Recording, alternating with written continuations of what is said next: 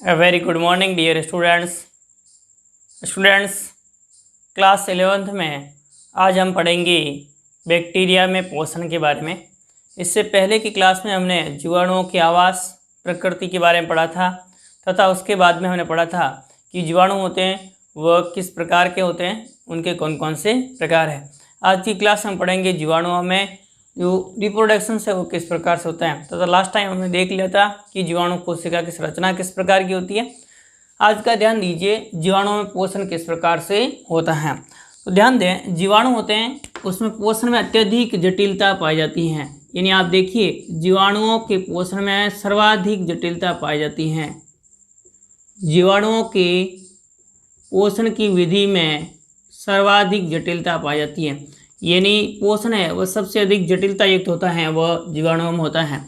विधि में सर्वाधिक जटिलता पाई जाती हैं। तो आप देखिए, जीवाणुओं में पोषण की जो ग्रहण करने की विधि है उसमें सर्वाधिक जटिलता पाई जाती है। आप ध्यान दीजिए, पोषण के आधार पर जीवाणु होते हैं वो दो प्रकार के होते हैं। पोषण के आधार पर जीवाणु कितने प्रकार के होते हैं? दो प्रकार के होते हैं, ये हमें ध्यान रखना है। सबसे पहले आपको ध्यान रखना है, जीवाणु होते हैं ऑटोट्रॉफ्स प्रकार के होते हैं, स्वपोषी जीवाणु होते हैं। किस प्रकार के होते हैं? तो आप ध्यान दीजिए, ऑटोट्रॉफ होते हैं, स्वपोषी प्रकार के होते हैं। दूसरे प्रकार के जीवाणु होते हैं जो किस प्रकार के होते हैं? तो आपको ध्यान रखना, विषमपोषी जीवाणु होते हैं, हेट्रोट्रॉफ्स प्रकार के होते हैं, या जैसे हम परपोषित जीवाणु कहते हैं, दूसरे बाह्य पदार्थों से भोजन ग्रहण करते हैं। तो ये दो प्रकार के जीवाणु होते हैं। एक आपको ध्यान रखना, स्वपोषी जीवाणु, दूसरे विषमपोषी जीवाणु। स्वपोषी जीवाणु किसी वे जीवाणु जो अपना भोजन निर्माण स्वयं करते हैं प्रकाश की उपस्थिति में या रसायन की विधि के माध्यम से, और विषमपोषी जीवाणु होते हैं दूसरे जीवित जीवों या मर सड़े गले पदार्थों से भोजन प्राप्त करते हैं, तो उसे हम विषमपोषी कहेंगे। ध्यान दीजिए, स्वपोषी जीवाणु होते हैं उसको अगेन दो भागों में बांटा गया है। स्वपोषी जीवाणुओं ने अगेन कितने भागों में बांटा गया है? दो भागों में व्यक्त किया गया है। पहला आप भाग ध्यान दीजिए, स्वपोषी जीवाणुओं का है जो प्रकाश संश्लेषी जीवाणु होते हैं। किस प्रकार के जीवाणु हमें ध्यान रखने हैं? प्रकाश संश्लेषी जीवाणु ध्यान रखने हैं। स्वपोषी जीवाणु में पहला प्रकार प्रकाश संश्लेषी और दूसरे जीवाणु होते हैं वह कौन से होते हैं? रसायन संश्लेषी जीवाणु होते हैं।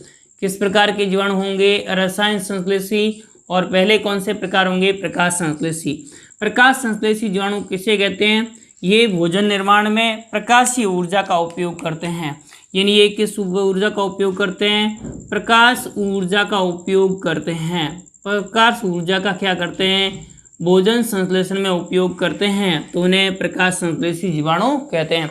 ऐसे जीवाणु जो प्रकाश ऊर्जा का उपयोग करके और अपना भोजन निर्माण करते हैं उन्हें हम प्रकाश संश्लेषी जीवाणु कहते हैं। इन प्रकाश संश्लेषी जीवाणुओं में प्रकाश संश्लेषी वर्णक होता है। इनमें क्या उपस्थित होता है? प्रकाश संश्लेषी वर्णक। ध्यान दीजिए, इसमें क्या उपस्थित होता है? प्रकाश संश्लेषी वर्णक उपस्थित होता है। जैसे उदाहरण के रूप में आपको ध्यान रखना है, कौन सा प्रकाश संश्लेषी वर्णक उपस्थित होता है? तो आपको ध्यान रखना है, बैक्टीरिया के अंदर प्रकाश संश्लेषी वर्णक होता है उसे हम बैक्टीरियो क्लोरोफिल कहते हैं। क्या कहेंगे? बैक्टीरियो क्लोरोफिल कहा जाता है। तो बैक्टीरियो क्लोरोफिल इसमें उपस्थित होता है। इसके अतिरिक्त आपको ध्यान रखना है, बैक्टीरियो विरिडीन उपस्थित होता है। तो बैक्टीरियो क्लोरोफिल और बैक्टीरियो विरिडीन जैसे वर्णक उपस्थित होते हैं, और ये वर्णक होंगे, इन वर्णकों की सहायता से प्रकाश ऊर्जा का भोजन निर्माण में उपयोग करते हैं। कैसे करते हैं, किस प्रकार से करते हैं, किस प्रकार के अणु होते हैं? तो ये वैसे देखा जाए तो आपको ध्यान रखना है कि जो प्रकाश संश्लेषी वर्णक होते हैं मैग्नीशियम के अणु होते हैं। किसके अणु होते हैं? जैसे उच्च पादपों के अंदर मैग्नीशियम के अणु होते हैं, वैसे इसमें भी क्या होते हैं? मैग्नीशियम के अणु होते हैं, परंतु ये लवक में नहीं पाए जाते हैं, लवकों में नहीं पाए जाते हैं, परंतु ये लवकों के अंदर उपस्थित नहीं होते हैं। लवकों की अपेक्षा ये आपको देखते हैं एक विशेष प्रकार के थाइलाकॉइड की संरचना उपस्थित होता है जिन्हें हम क्रोमेटोफोर कहते हैं। तो आप क्या ध्यान देंगे कि बैक्टीरिया के अंदर प्रकाश संश्लेषी वर्णक होते हैं वे बैक्टीरियो क्लोरोफिल एवं बैक्टीरियो विरिडीन उपस्थित होते हैं। ये प्रकाश संश्लेषी वर्णक होंगे, ये उच्च पादपों के समान मैग्नीशियम के अणु होते हैं, परंतु ये लवकों में नहीं पाए जाते हैं, अपितु ये क्रोमेटोफोर में उपस्थित होते हैं। तथा ये आपको ध्यान रखना है कि जैसे उच्च वर्ग के पादप होते हैं वो CO2 का और जल का उपयोग करके और ऑक्सीजन एवं कार्बोहाइड्रेट का निर्माण करते हैं, जबकि यहाँ पर आपको ध्यान रखना ये CO2 के साथ में आपको ध्यान रखना है कि CO2 का उपयोग करेंगे, साथ में जल का उपयोग करने की बजाय जल के स्थान पर किसका उपयोग करते हैं, H2S का उपयोग करते हैं और इसको ऑक्सीकृत करके और इससे किसका निर्माण करते हैं, तो आपको ध्यान रखना है ऊर्जा का निर्माण करते हैं, यानी इससे कार्बोहाइड्रेट बनेगा, साथ में आपको ध्यान रखना है सल्फर के अणु निकलते हैं। तो इस प्रकार के परिस्थिति होगी उसे हम क्या कहते हैं, बैक्टीरिया प्रकाश संश्लेषण या बैक्टीरिया के द्वारा प्रकाश संश्लेषण किस प्रकार से होता है। तो बैक्टीरिया के द्वारा प्रकाश संश्लेषण होगा, उसमें आपको ध्यान रखना है CO2 एवं सल्फर का उपयोग करते हैं, H2S का उपयोग करते हैं, सल्फर डाइऑक्साइड का ये हमें ध्यान रखना है। तो इस प्रकार से CO2 एवं H2S का उपयोग करते हैं।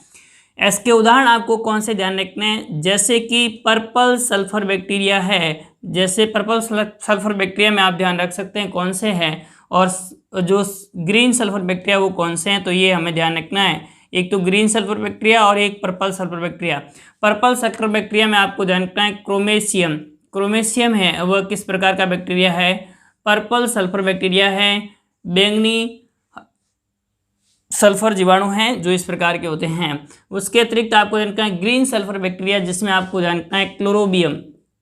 कौन सा बैक्टीरिया ध्यान रख सकते हैं, क्लोरोबियम, इस प्रकार का बैक्टीरिया आपको ध्यान रखना है जो प्रकाश संश्लेषण करके और ऊर्जा प्राप्त करते हैं। इसके अतिरिक्त नॉन सल्फर बैक्टीरिया भी होते हैं, कुछ नॉन सल्फर बैक्टीरिया होते हैं जो कि इस प्रकार के होते हैं, उसमें आप ध्यान रख सकते हैं रोडोस्पाइरिलम,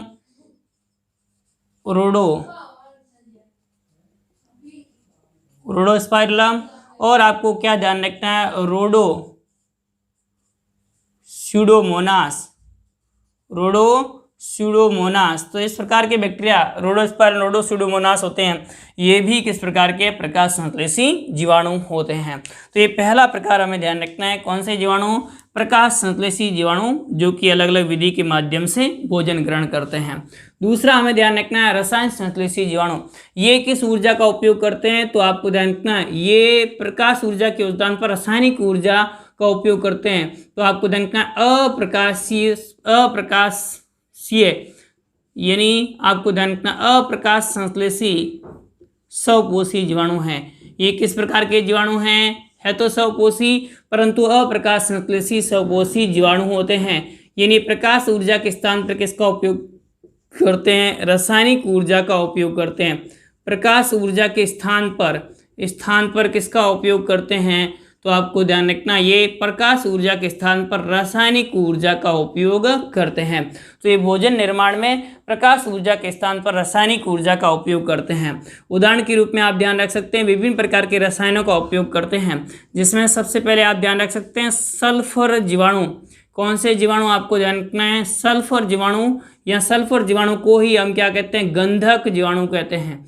सल्फर जीवाणु या गंधक जीवाणु होते हैं वो इस प्रकार के होते हैं। तो ये सल्फर जीवाणु या गंधक जीवाणु हो गए। या इसके अतिरिक्त आपको ध्यान रखना है सल्फर जीवाणु के अतिरिक्त लोह जीवाणु होते हैं, वो भी इस प्रकार के होते हैं, लोह जीवाणु। सल्फर जीवाणु के अतिरिक्त कौन से हो जाएंगे, लोह जीवाणु। लोह जीवाणु के अतिरिक्त आपको ध्यान रखना है कौन से जीवाणु, तो आप देखेंगे हाइड्रोजन जीवाणु, हाइड्रोजन जीवाणु के अतिरिक्त आप और ध्यान रख सकते हैं, वह कौन सा ध्यान रख सकते हैं, तो आपको देखना है कार्बन जीवाणु हैं या नाइट्रोजन जीवाणु हैं, नाइट्रीकरण जीवाणु या नाइट्रोजन जीवाणु।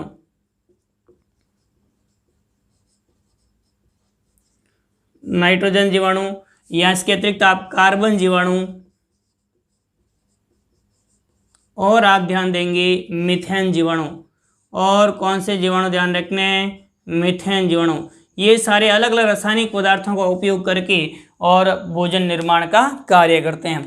जैसे उदाहरण के रूप में आप ध्यान रख सकते हैं सल्फर जीवाणु कौन कौन से होते हैं, तो आपको ध्यान रखना है इसमें आप ध्यान रख सकते हैं बेगियोटोआ, इसमें उदाहरण ध्यान रख सकते हैं बेगियोटोआ, सबसे बड़ा बैक्टीरिया पढ़ा था हमने पहले भी, बेगियोटोआ। इसके अतिरिक्त थायोथ्रिक्स,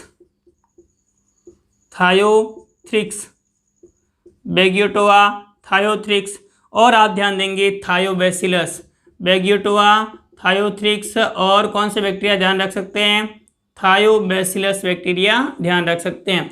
तो इस प्रकार के जीवाणु होंगे, वे सल्फर जीवाणु होते हैं। बैगियोटोआ, थायोथ्रिक्स और थायोबैसिलस जैसे जीवाणु होते हैं, जो कि आपको ध्यान रखना है सल्फर होगी उसको रूप में ऑक्सीकरण करके ऊर्जा का प्राप्त करते हैं। यानी H2S होगी, उस H2S का ऑक्सीकरण करेंगे और उससे सल्फर बनेगी और साथ में ऊर्जा निकलती है। इस प्रकार के जीवाणु को हम सल्फर जीवाणु कहते हैं। तो ये हमें ध्यान रखना है। अगला हमें कौन सा ध्यान रखना है? लोह जीवाणु। इस प्रकार के जीवाणु होते हैं, वे फेरस यौगिकों को फेरिक यौगिकों में बदलते हैं। ध्यान दीजिए, ये फेरस यौगिक होंगे उसको फेरिक यौगिकों में बदलते हैं। Fe+2 को Fe+3 में ऑक्सीकृत कर देते हैं और फेरस यौगिक होंगे वो फेरिक यौगिकों में बदलने के फलस्वरूप ऊर्जा निकलती है। इस प्रकार के बैक्टीरिया को हम क्या कहेंगे? तो आपको ध्यान का लोह जीवाणु कहते हैं। जैसे उदाहरण के रूप में आप ध्यान रख सकते हैं लेप्टोथ्रिक्स बैक्टीरिया होते हैं, वो इस प्रकार के होते हैं। तो इस प्रकार से लेप्टोथ्रिक्स है वो किस प्रकार का बैक्टीरिया हो गया?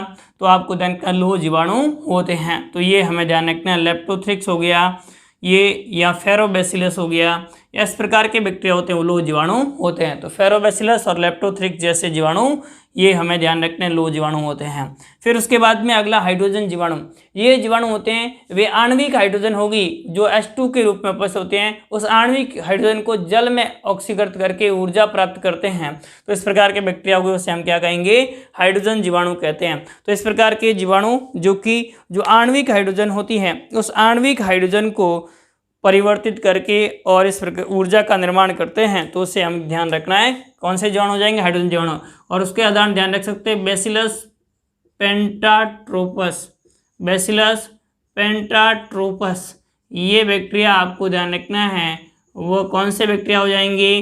तो आप ध्यान देंगे हाइड्रोजन जीवाणु होते हैं। इसके अतिरिक्त हाइड्रोमोनास जीवाणु होते हैं, वो भी इसी प्रकार के होते हैं।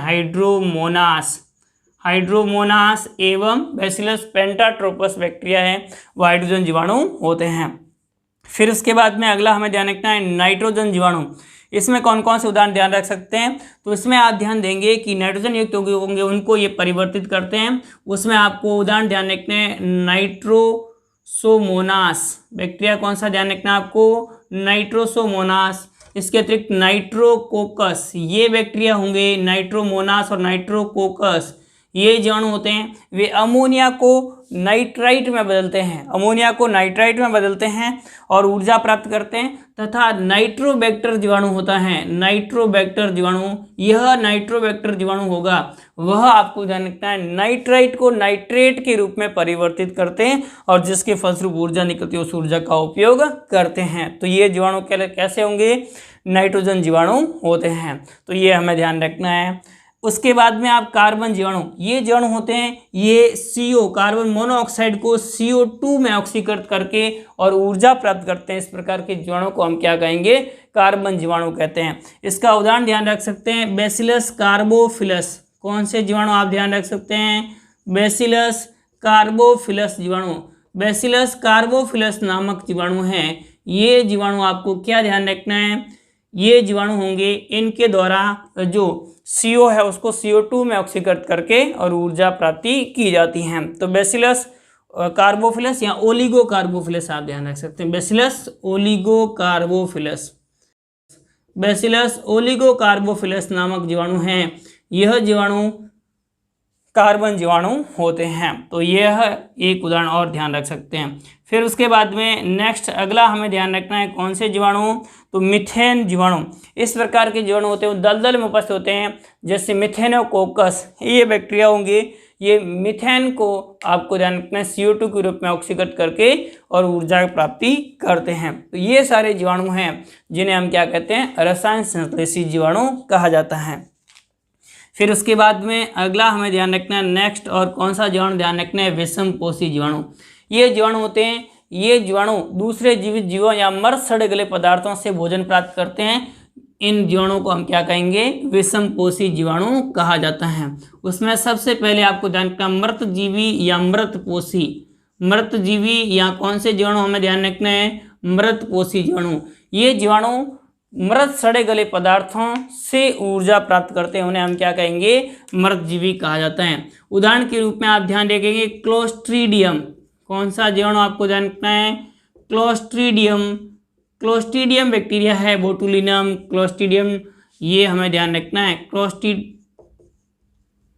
बोटुलिनम, क्लोस्ट्रीडियम बोटुलिनम जीवाणु ये किस प्रकार का जीवाणु हो जाएगा, तो आपको ध्यान रखना है ये मृतजीवी जीवाणु होता है। तो क्लोस्ट्रीडियम हो गया, बोटुलिनम जो कि मृतपोषी प्रकार का होता है।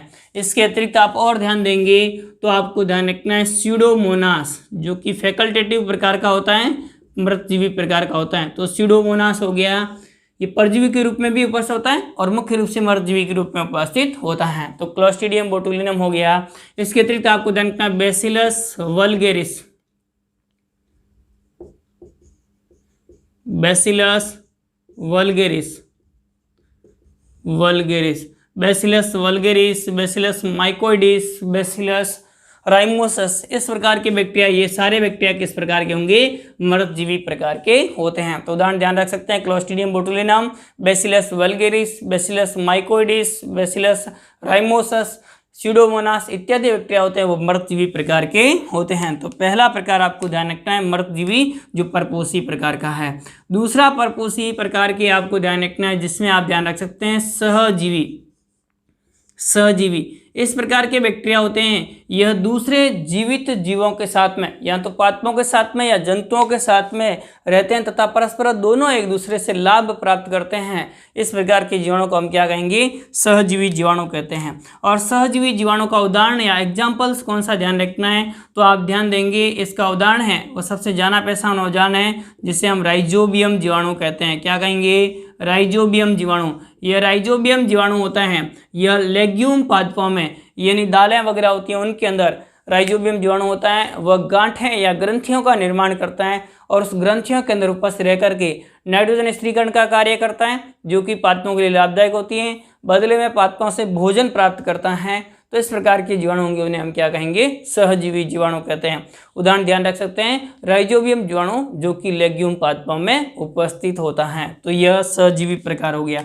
अब उसके बाद में अगला नेक्स्ट प्रकार हमें ध्यान रखना है सहजीवी के बाद में, वह ध्यान रखना है परजीवी। कौन से बैक्टीरिया ध्यान रखने हैं, परजीवी। इस प्रकार के बैक्टीरिया होते हैं वो दूसरे जीवित जंतुओं या पादपों पर उपस्थित रहते हैं, दूसरे जीवित जंतुओं या पादपों पर उपस्थित होते हैं उन्हें हम परजीवी जीवाणु कहते हैं। और परजीवी जीवाणु में उदाहरण ध्यान रख सकते हैं जेंथोमोनास। कौन सा उदाहरण ध्यान रख सकते हैं आप, जेंथोमोनास। इसके अतिरिक्त आपको ध्यान रखना है कोरिनी बैक्टीरियम, कोरिनी बैक्टीरियम डिप्टेरी, ये हमें ध्यान रखते हैं। इसके अतिरिक्त और उदाहरण ध्यान रख सकते हैं तो आप इसमें कौन सा ध्यान रख सकते हैं, माइक्रोबैक्टीरियम।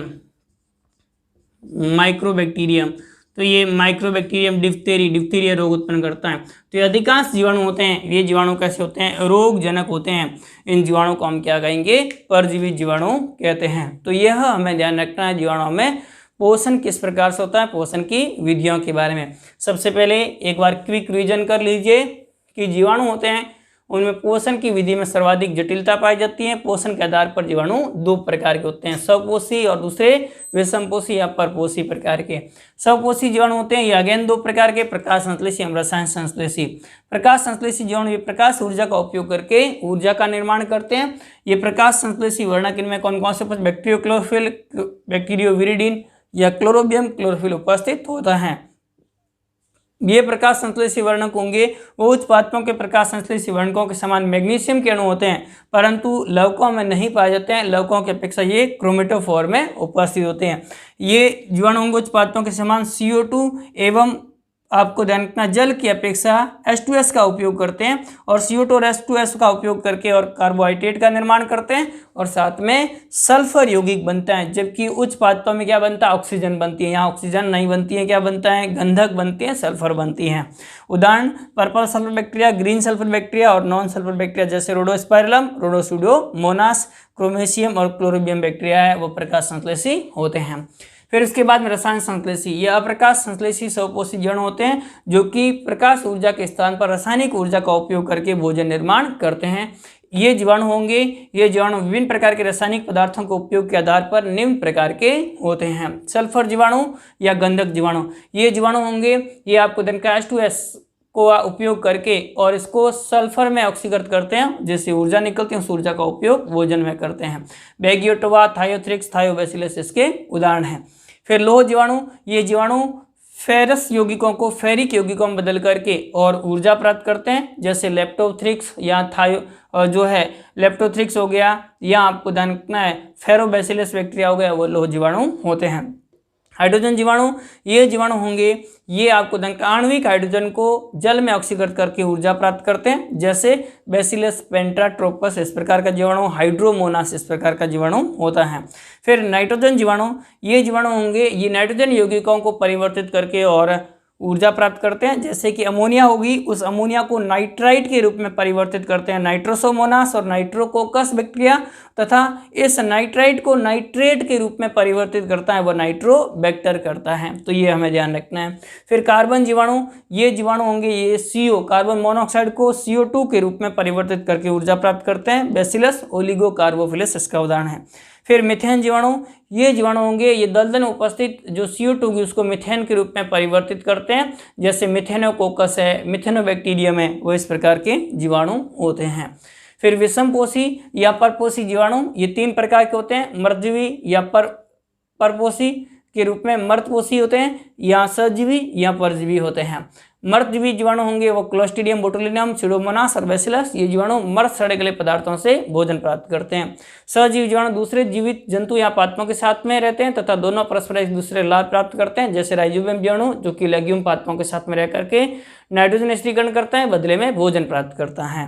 परजीवी जीवाणु जेंथोमोनास, कोरियन बैक्टीरियम, माइक्रोबैक्टीरियम इत्यादि होते हैं, ये जीवाणु होंगे वो दूसरे जीवित जंतुओं या पादपों पर उपस्थित रहते हैं तथा उनसे भोजन प्राप्त करते हैं, और ये जीवाणु होते हैं अधिकांश कैसे होते हैं, रोगकारी होते हैं। इस प्रकार के जीवाणुओं में पोषण है वो कंप्लीट होता है। नेक्स्ट अगली क्लास में हम जीवाणुओं में जनन के बारे में पढ़ेंगे। तब तक के लिए धन्यवाद। Thank you.